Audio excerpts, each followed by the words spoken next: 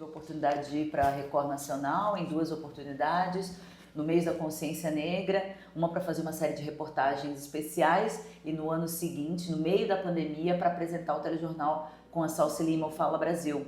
E ali, nas 2 oportunidades, eu vi que eu estava indo por uma proposta de uma homenagem, de reflexão do mês da Consciência Negra, mas aqui a gente tinha tido poucas movimentações, né? E isso me incomodou, porque já não era mais uma conquista isolada minha, de um sonho. Eu sabia que eu estava indo por um propósito, né, e abrindo caminhos. Então eu me incomodou bastante não ter muita coisa por aqui, e aí eu comecei a desenvolver projetos que falassem nesse sentido, que tivesse essa pegada social e que abrissem realmente portas para outras mulheres pretas ou negros de um modo geral. Mas nesse teu percurso, até você chegar a ser uma jornalista renomada, até você se tornar uma jornalista, você sentiu nesse percurso que você teve esse preconceito? Teve preconceito diante dos amigos, colegas? Com certeza, por diversas vezes. O negro, ele sofre preconceito diariamente. Só que hoje em dia, tem uma brincadeira, se falar que não gosta é tido como mimimi, né? Mas sempre houve. Na escola, eu tinha chamada de negra do cabelo duro, né? Mas aí, né? Antigamente a gente não ligava para isso, não. Antigamente a gente não sabia que a gente podia falar e dizer que não gostava, né? Essa é a pegada da coisa, Sim. né? Depois, mais tarde, uma vez no vídeo já, eu lembro que era a inauguração do elevado, vou entregar a minha idade agora, a inauguração do elevado do Itacurubi, e eu fui fazer um falso vivo, que a gente chama, que era gravado, mas eu entrava como se fosse ao vivo. E aí eu lembro que eu molhei o cabelo para ele ficar mais alinhado e tal, né, crespo, e tava um vento, só que eu tava numa área um pouco coberta, então o vento ele batia de lado, batia só desse lado. E eu lembro que esse lado ficou mais cheio do que esse, que logicamente secou mais do que esse. E depois um dos meus diretores falou, olha, a gente só tem que ver como é que a gente vai fazer com o teu cabelo, porque ele ocupa lugar demais no cenário, né? Então, e na época eu lembro que eu fiquei meio sem ação, assim, isso foi uma crítica, foi um elogio? Posso foi, perguntar né? quanto tempo atrás isso? Bom, o elevado do Itacurubi deve estar fazendo ali seus...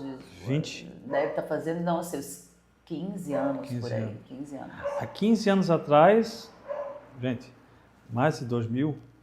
Há 15 anos atrás, 2009. 2009 por aí.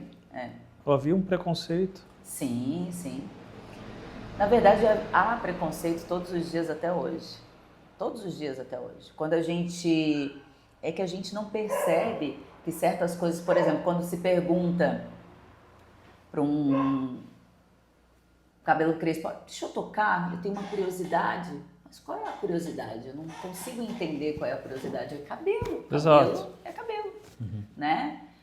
Ou quando se fala para uma mulher como eu, que não sou negra retinta, né? Não tenho a tonalidade mais escura, se diz assim, não, mas se não é negra, por que não?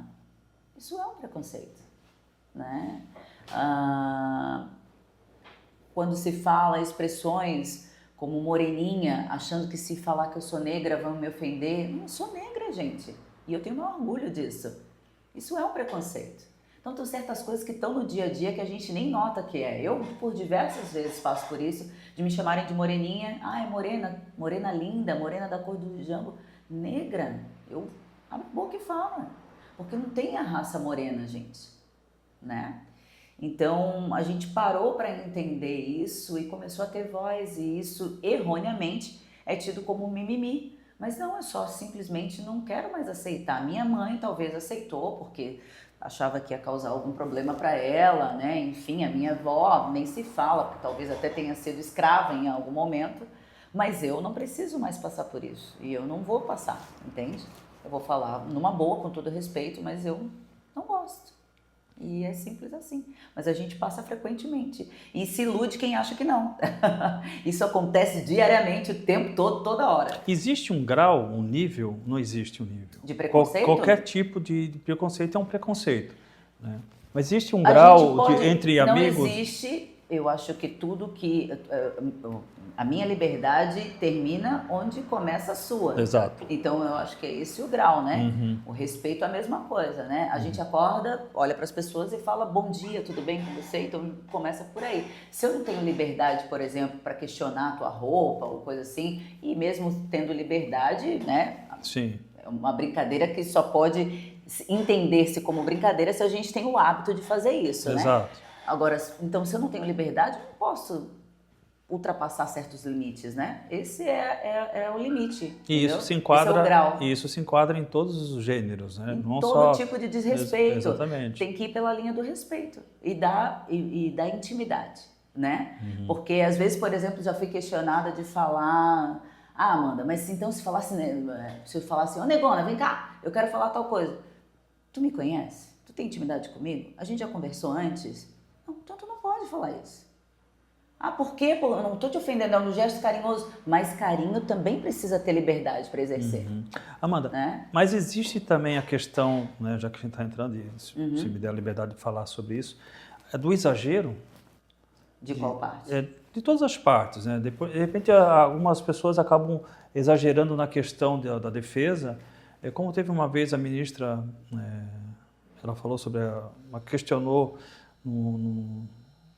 uma CPI sobre a questão de chamar a caixa preta, que seria uma prerrogativa em questão do negro. Tu acha que isso é um exagero, por não chamar a caixa preta? Eu não estudei sobre a caixa preta, eu estudei sobre outras coisas. Mas eu acho que a gente peca no sentido, por que o preto soa algo negativo? Independente de raça. Não estou entrando no mérito que tem que ser revisto por causa do negro, a história do negro. Mas por que? Isso tem que ter um fundamento. Por que tudo que é preto tem um lado negativo e o branco lado positivo? Da onde que nasceu isso? A gente já parou para pensar? Eu acho que a premissa tem que vir daí. Porque eu acho, por exemplo, para mim o preto é uma cor lindíssima, né? Sim. E não por causa da minha tonalidade, por conta da minha raça, até porque a minha raça é negra e não preta, né? Mas eu acho, por exemplo, elegantérrimo. Eu acho. Por que as coisas ruins estão atreladas? Por que as coisas ruins estão atreladas ao preto? Eu queria entender isso. Eu não sei, por exemplo. Né? E alguém um dia inventou que preto é ruim, branco é bom, e aí E manteve-se aquela negatividade em relação... Eu acho que isso tem que ser questionável, entendeu? Você não tem, por exemplo, o amarelo é bom e o azul é ruim, que são outras cores completas, só pra gente não entrar, que parecer tudo que é raça, né? Mas não tem essa premissa de cores entre amarelo, rosa e azul, né? Tem aí, por exemplo, rosa e azul do que é menina. Também é outra pejorativa. Quem que disse que rosa é de menina e azul é de menino? Mas de onde que nasceu isso? Eu queria saber. Porque eu discordo. Por exemplo, você tá de rosa e tá lindo, e você, acredito eu, que não teria problema nenhum, mas é heterossexual. Então, quer dizer, onde é que nasceu essas coisas, gente? É que a gente nunca parou para questionar. E eu acho que quando você tem a informação na palma da sua mão, né, a internet está aí para isso, tudo é questionável.